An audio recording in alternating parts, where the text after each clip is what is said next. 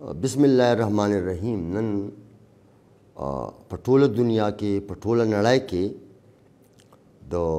مورنۍ ژبې نړیواله ورځ ده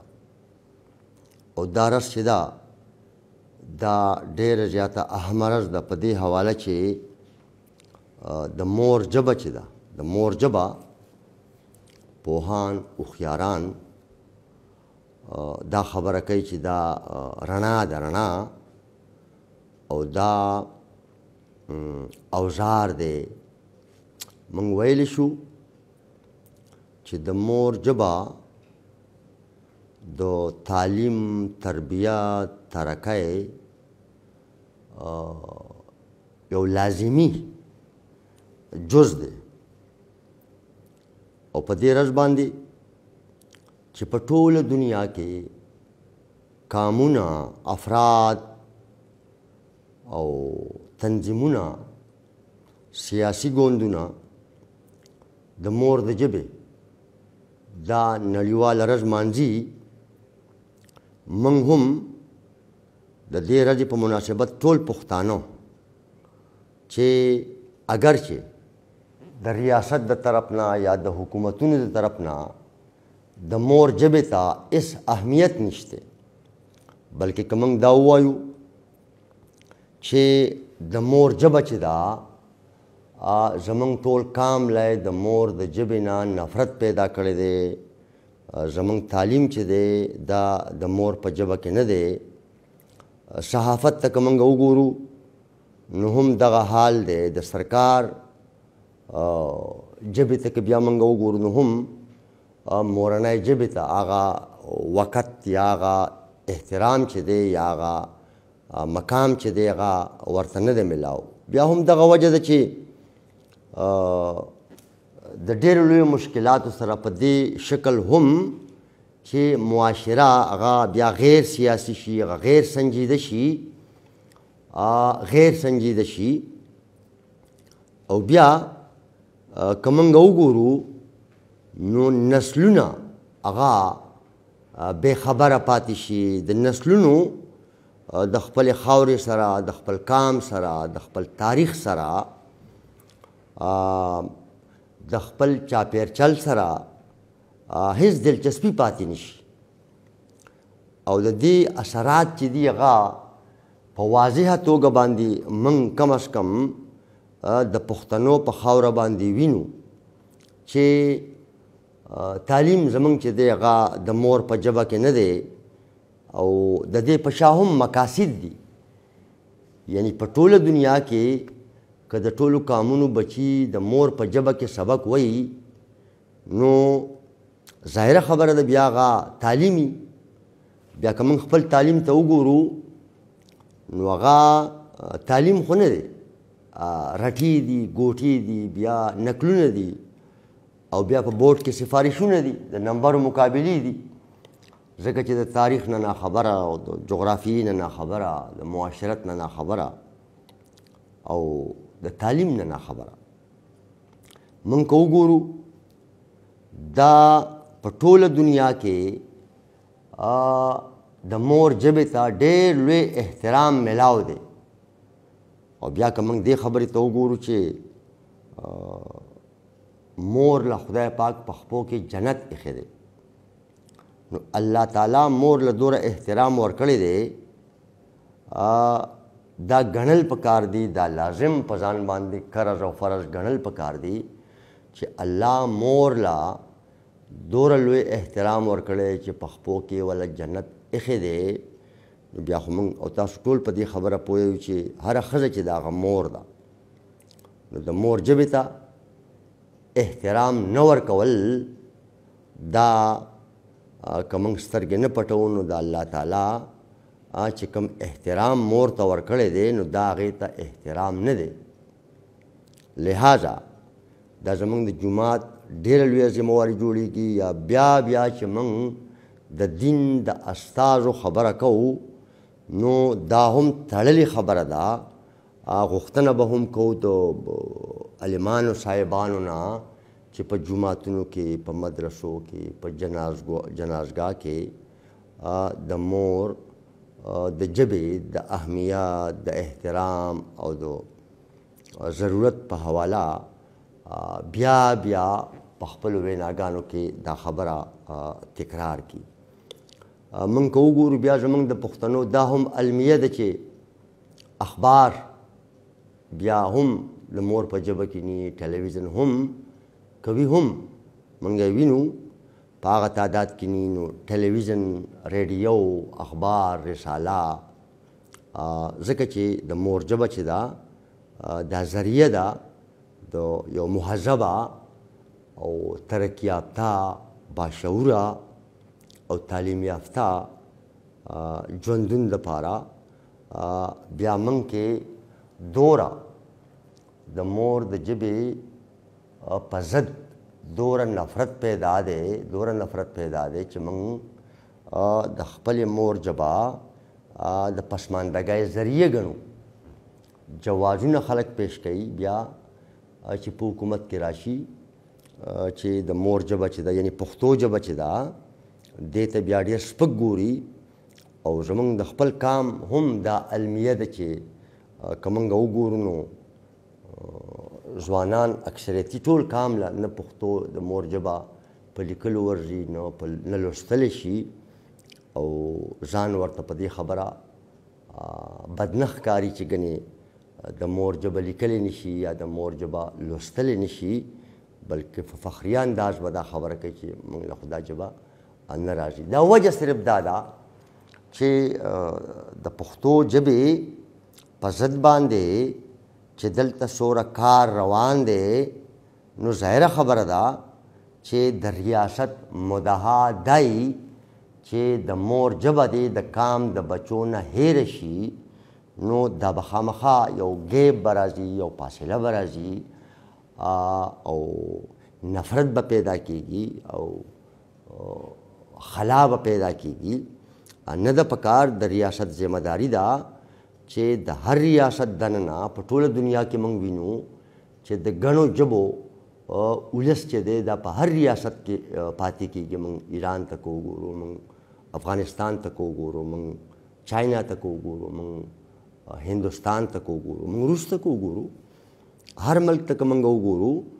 نو ګڼې ژبې ویونکي خلک چې دی هغه کامونه چې دی هغه په دغه ریاستونو کې پاتې کیږي. خو دا د ریاست ذمہ داري چې د هغې ژبې د کلتور، د هغې د ادب، د هغې د تاریخ پالنه وکړي، د هغې ساتنه وکړي او هغې ته سپک ونه ګوري. زموږ بدقسمتي دا ده چې زموږ په دې ملک کې پښتو ژبې ته سپک کتی شي. د هغې په وجه باندې بیا زموږ په کام کې پخپله هم احساس محرومي چې د هغه پیدا شوې ده، احساس کمتري چې د هغه پیدا شوې ده. نو د نننۍ ورځې په مناسبت سره ظاهره خبره ده موږ به حکومتونو ته هم دا خواست کوو، بلکې دا خو ډېره لویه المیه ده چې زموږ پښتونخوا صوبه کې په دریم ځل باندې چې کم خلکو له اقتدار ورکړو هغه خلک چې دی یعنی د پی ټي آی پارټي چې ده هغه د پښتو ژبې خلاف ته په دې شکل چې هغه دې کې د تعلیمي ځکه چې دا په ریکارډ پرته ده په 2013 کې چې کله د دوی حکومت راغی نو د 2013 د وزیر اعلی صاحب هغه خبره د پښتو ژبې په حواله یعنی د خپلې مور د ژبې په حواله باندې د 2013 د وزیر اعلی صاحب هغه انټرویو چې دا هغه پرته ده او بیا د وزیرانو صاحبانو بیا د هغې د لیډر دا ډېره لویه المیه ده چې زموږ د کام نه چې دا د مور ژبه اغستې ده نو د هغې په شا چې کوم مقاصد دي، یو مقصد دا دی چې په دې وسیلو چې کومه قبضه ده دا هم دا ډېر بنیادي غزار دی په کام باندې چې د دې کام په وسیلو چې کومه قبضه ده نو د دې کام توجه چې نه خپل تاریخ ته شي او نه خپل جغرافیې ته شي او نه د خپل خاورې پیداوار ته شي او نه د خپلې خاورې د پیداوار قدر او قیمت ته شي. نو چې دا ژبه یې ترېنه اغستې ده نو موږ په ښکاره رز باندې وینو چې زموږ پښتانه په اکثریت باندې بیا پردی سندرې وایي، پردی سندرې وایي. د خپل ځان دپاره او د خپل قام دپاره چې کومې تاواني سندرې دي نو هغه سندرې وایي. نو بیا وجه هم دا ده چې که موږ وګورو نو چې د مور په ژبه کې تعلیم نه نو انسان چاړی د قام دپاره د خپلې خاورې دپاره د خدای تعالی د مخلوق دپاره که انسان حق خبره نشي کولی، حقیقت نشي بیانولی او په میدان د هغه حقدارو وکالت ته نشي ودرېدی نو همدغې ته چاړه وایي. نو موږ وینو چې ډېر په اعزاز سره دا خبرې پښتانه بیا چې پردی سندرې وایي هغه کوي چې پښتو ژبه چې ده دا د امتحانونو کې د مقابلې ژبه نه ده. اوس هغوی شاید چې په دې خبره ځان پوه کړي چې تعلیم چې دی دا څنګه چې د تعلیم ماهران وایي چې دا کانسیپچوال ایجوکیشن دی چې موږ په مفهوم پوه شو، په مقصد پوه شو نو هغه هله انسان پوه کېږي، هله ماشوم یا بچی پې پوه کېږي چې دا د مور په ژبه کې تعلیم دی. لہذا دا زموږ المیه ده نن چې ټوله دنیا که د مور ژبه مانځي نو ډېره په خوشحالۍ ریاست او ولس یو ځای دا ورځ چې دا هغه مانځي. زموږ بدقسمتي دا ده چې زموږ حکومتونه یعنې زموږ د اختیار خاوندان چې دی هغوی د دې دپاره دلیل لري چې لکه د مور ژبه چې دا د مقابلې ژبه نه ده، دا د مخکې تګ ژبه نه ده. اگر چې موږ په دې خبره پوه یو چې د پښتو ژبه چې په هغې یو قسم له پابندي ده. تاسو وګورئ که موږ شاته لاړ شو نو شاعران کتابونو باندې پابنده، نظمونو باندې پابنده، سندرو باندې پابنده. نن هم که موږ وګورو نو د پښتنو شاعرانو ته یا د پښتنو سندرغاړو ته یا د پښتنو هنرمندانو ته که موږ وګورو نو ډېر په سپک نظر کتی شي او د ریاست د طرف نه هېڅ داسې حوصله افزایي دا که په هر شکل کې دا په نظر نه راځي نو د دې نه دا خبره ډېره زیاته واضحه ده چې زموږ د پښتنو په وسایلو د قبضې کولو او بیا جاري ساتلو لپاره ټولو پښتنو له د خپلې مور ژبې سره د مینې په ځای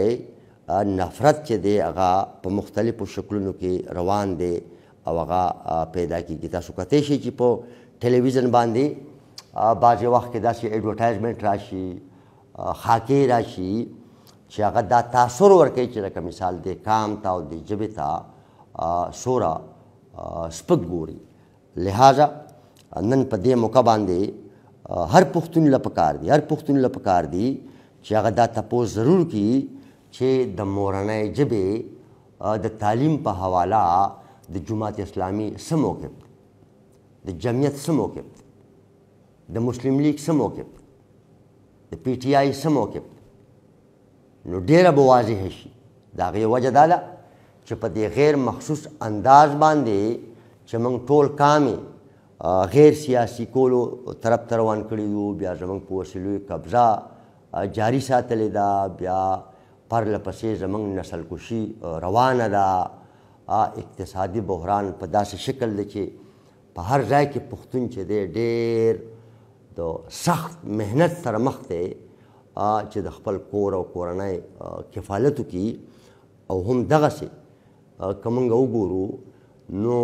باوجود د دې نه چې مالداره خاوره ده، شتمن قام دی، خو در په در او خاورې په سر دی، نو د دغې سپکو کتو په وجه باندې زموږ په قام کې هم څنګه چې ما وویل احساس کمتري راغلی ده، احساس محرومي راغلی ده. غواړو به دا د ټول قام نه به دا غوښتنه کوو په قام کې چې څومره شتمن خلک دی د هغوی نه به غوښتنه کوو چې هغوی د خپلې خاورې ته توجه وکړي. دا که په اقتصادي توګه یي، دا که په میډیا کې انویسټمنټ یې پکار ده چې پښتانه انویسټمنټ وکړي. او څومره موږ پښتانه چې یو چې موږ خپله ژبه